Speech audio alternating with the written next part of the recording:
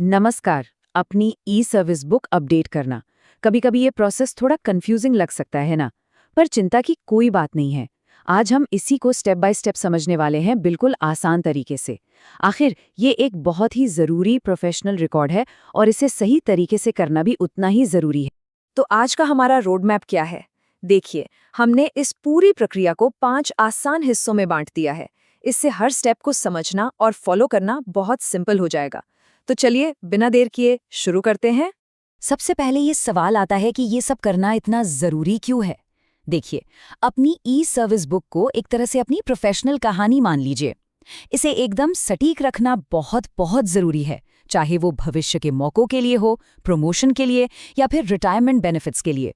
तो असल में ई सर्विस बुक है क्या?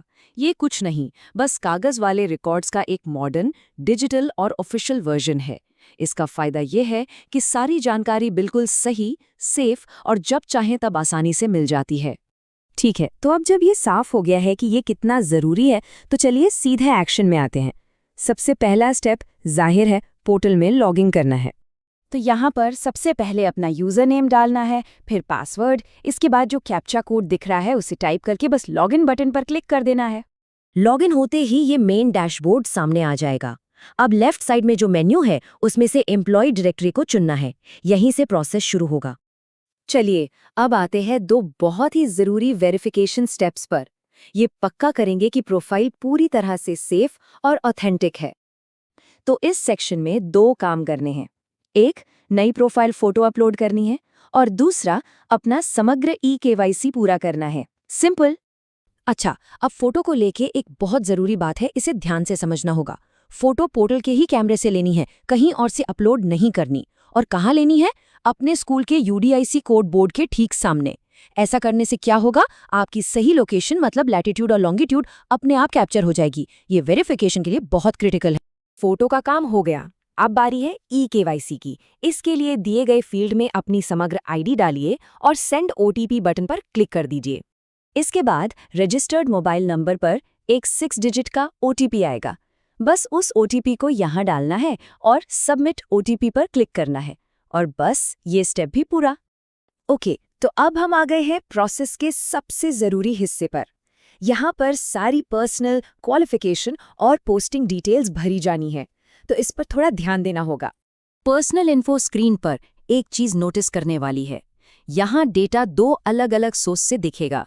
जो लेफ्ट में है वो एजुकेशन पोर्टल का डेटा है और जो राइट में है वो समग्र पोर्टल से आया है। ये जानना ज़रूरी है कि कौन सी जानकारी कहाँ से आ रही है। और हाँ, एक बहुत ही जरूरी नोट, जो जानकारी दूसरे पोर्टल से आई है, जैसे कि नाम, डेट ऑफ बर्थ या कैटेगरी, उसे यहाँ बदला नहीं जा सकता। वो जानकारी पहले से ही लॉक्ड होती है। लेकिन हाँ, बाकी चीज़ें जैसे कि ईमेल, मोबाइल नंबर, एड्रेस, इन सबको एडिट किया जा सकता है। तो एक बार ज़रूर चेक कर लें कि ये सारी जानकारी एकदम करंट और सही हो। अब चलते हैं क्वालिफिकेशन टैब पर। यहाँ अपनी सारी एजुकेशनल हिस्ट्री ऐड करनी है। और याद रहे, हर क्वालिफिकेशन के साथ उसका सर्टिफिकेट पीडीएफ फॉर्मेट में अपलोड करना है। और फाइल का साइज 100 KB से ज़्यादा नहीं होना चाहिए। बिल्कुल वैसे ही पोस्टिंग टैब में अपनी पूरी सर्विस हिस्ट्री की डिटेल डालनी है। यहाँ डॉक्यूमेंट्स के लिए थोड़े ज़्यादा ऑप्शन हैं।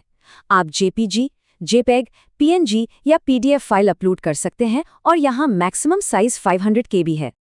चलिए, तो अब हम लगभग आखिर में पहुंच गए हैं।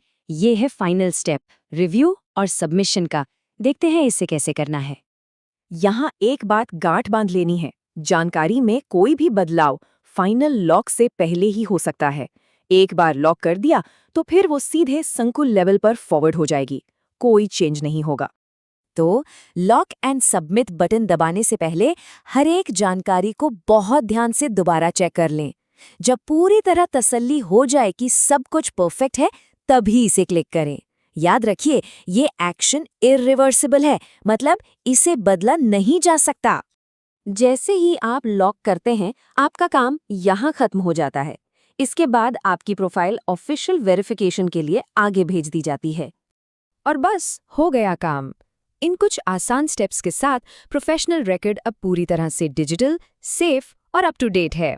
खैर, जाते जाते एक सवाल दिमाग में आता है, जब किसी की पूरी प्रोफेशनल जर्नी का इतना सटीक डिजिटल रिकॉर्ड रखा जाता है, तो ये करियर ग्रोथ के बारे में हमारे सोचने के तरीके को कैसे बदल सकता है? सोचिएगा ज़रूर।